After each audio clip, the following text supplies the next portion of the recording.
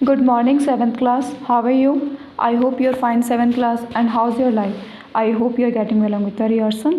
7th class, do you remember कि अभी हमारे स्कूल ऑफलाइन नहीं चल रहे हैं। कोविड की वजह से फिर से हमारे यहाँ पर अब ऑनलाइन क्लासेस स्टार्ट होने लगी है, तो कुछ समय के लिए हम लोग ऑनलाइन क्लासेस पढ़ेंगे। हाँ, अब जैसा कि आपको पता है कि हम लोगों ने संस्कृत के अंदर चैप्टर नंबर 12 के हम लोग क्वेश्चन आंसर्स कंप्लीट कर रहे थे, जिसमें से कुछ एक क्वेश्चंस थे जो बाकी रह गए थे। तो आज हम लोग आपके वही क्वेश्चन आंसर्स कंप्लीट करते हैं। ओके, तो सभी बच्चे अब ध्यान से यहाँ देखेंगे। हमारे जो पीछे वाले क्वेश्चंस थे वो कंप्लीट हो चुके थे 7th क्लास। देखिए, हमने अधोलिखितानां प्रश्नानाम् उत्तराणि संस्कृत भाषायां लिखतः, यहाँ तक के क्वेश्चन आंसर्स हम लोगों ने कंप्लीट कर लिए थे। अब हम बढ़ते हैं आगे के क्वेश्चन। अब आगे हमारे क्वेश्चन आता है परस्परम मेलनम कुरुतः। हाँ, परस्परम मेलनम कुरुतः। बच्चों, वैसे तो मैंने यहाँ पर मेल कर दिया है, लेकिन हो सकता है कि तुम्हारे को ठीक से ये समझ में नहीं आए, इसलिए मैं यहाँ चाहती हूँ कि मैं यहाँ पर एक बार नंबर डाल देती हूँ ताकि आप लोगों को अच्छी तरीके से समझ में आ सके। ओके, तो पहला आता है कटुनी। कटुनी के साथ में आपको लिखना है वयसी।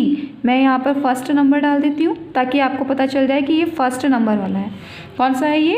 First number. कटुनी के साथ में क्या आएगा? वयसी। ओके, आगे हम पहुँचते हैं सेकंड पे। एतस्मिन, क्या है ये? एतस्मिन। एतस्मिन मतलब कि एक बार कौन था? एक बार कौन था? नृप। नृप मतलब राजा। यहाँ पे मैंने सेकंड नंबर डाल दिया है। एक बार एक राजा था। आगे हम पहुँचते हैं एकम। अब एकम क्या दिया गया था? बच्चे को, इस नृप मतलब उस राजा के बच्चे को एकम क्या दिया गया था?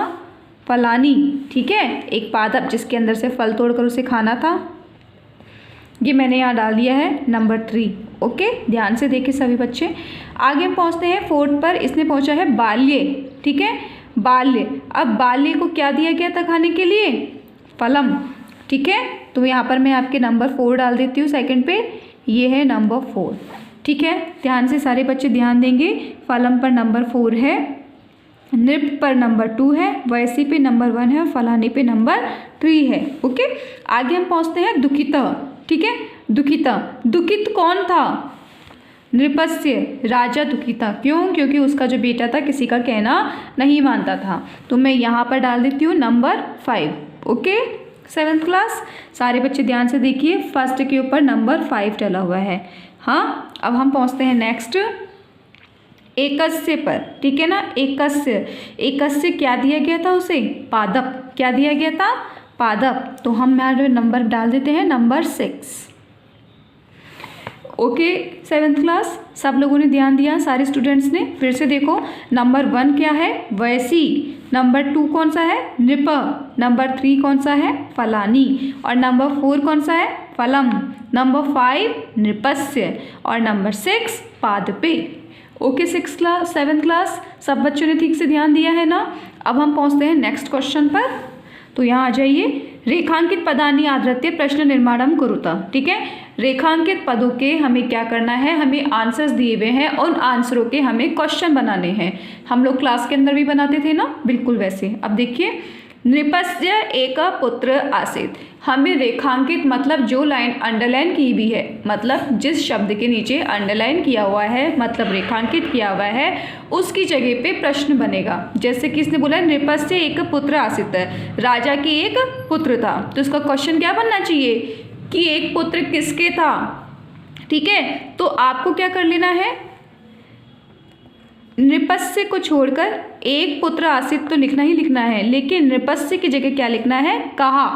क्या लिखना है? कहा एक पुत्र आसीत्, कि एक पुत्र किसके था। समझ में आया? आपको पहले क्या उतारना होगा? कहा एक पुत्र आसीत्। कहा एक पुत्र आसीत्। Okay 7th class, next is बालके न कोई परिवर्तन अभवत। बालक में किसी प्रकार का कोई परिवर्तन नहीं आ रहा था। तो आपको क्या करना है? बालके की जगह पे क्या लिखना है? कोहो। क्या लिखेंगे? कोहो न कोयपि परिवर्तन अभवत। बालिके को काटकर उसकी जगह आप लिख देंगे कोहो, और फिर आप क्या लिखेंगे? पूरा क्वेश्चन एज इट इज, न कोयपि परिवर्तन अभवत। समझ में आया 7th क्लास? नेक्स्ट इज भाषायाम अपि अपशब्दानां प्रयोग करोति स्म। अपनी भाषा में अपशब्दों का प्रयोग करता था।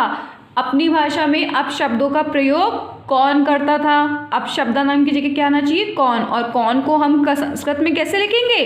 भाषायाम अपि केन प्रयोग करोति स्म। भाई अपनी भाषा में किस तरह का प्रयोग करता था? अपशब्दों का। ठीक है ना? तो आपको क्या करना है? आपको इस तरह से लिखना है आंसर इसका। भाषायाम अपि तो आपको वैसे के वैसा ही उतारना है जैसा लिखा हुआ है। फिर अपशब्दानाम को आपको काट देना है और उसकी जगह क्या लिखना है? केन। क्या लिखेंगे? केन। और फिर वापस प्रयोग करोति स्म। समझ में आया 7th क्लास? आगे देखिए। नृप स्वपुत्रेण सह बुद्धदेवस्य आश्रमम आगच्छत। राजा अपने पुत्र के साथ बुद्धदेव के आश्रम में आया। ठीक है, तो आपको क्या लिखना है? नृप किसके साथ? ठीक है, राजा किसके साथ बुद्धदेवस्य के आश्रम में आया? तो आपको यहाँ पे क्या लिखना है? नृप तो आपको ऐसे कैसे उतार लेना है, और स्वपुत्रेण सह की जगह लिखना है केन सह, मतलब किसके साथ? नृप केन सह। फिर आगे यहाँ से वापस क्वेश्चन, बुद्धदेवस्य आश्रमम आगच्छत। पूरा क्या बनेगा? नृप केन सह बुद्धदेवस्य आश्रमम आगच्छत। ओके। नेक्स्ट इज बालका पादपात एकम फल त्रोटयित्वा अखादत। बालक पादप से एक फल को तोड़कर खाने लगा। ठीक है, तो पाद को आपको काट देना है और पाद की जगह क्या लिखना है? बालकः कुत्र एकम फलम त्रोटयित्वा अखादत। क्या लिखेंगे? बालकः कुत्र एकम फलम त्रोटयित्वा अखादत। समझ में आ गया?